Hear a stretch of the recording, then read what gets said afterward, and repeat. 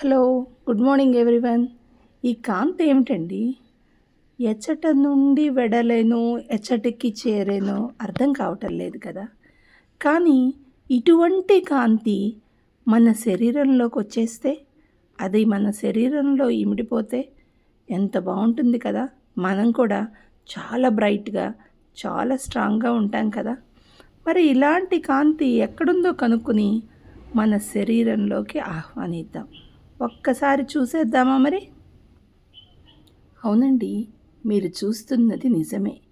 ఇది మనం ఒక వాటర్ క్యాన్‌లో నుంచి, లైట్ కాదండి అది, క్యాన్‌లో నుంచి reflection of our best friends rays, that is sun rays. ఏస్ చూడండి, మా ఇంటి వాకిట్లో నుంచి ఉదయభానుడు లోపలికి ప్రసరించి నీటి క్యాన్లో నుండి మా ఇంట్లోకి ప్రవేశించి వీస్తున్న వెలుతురన్నమాట. చూసారా? ఇదే పవర్ ఆఫ్ సూర్య.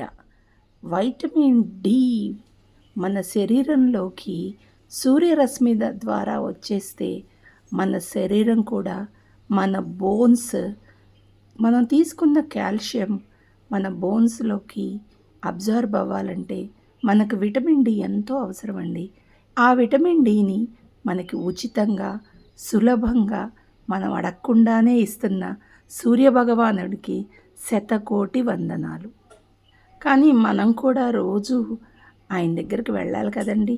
కనీసం వారంలో ఒక్కరోజైనా సూర్యకాంతిని మన శరీరంలోకి ఆహ్వానిస్తే మనం చాలా స్ట్రాంగ్గా ఉంటాం.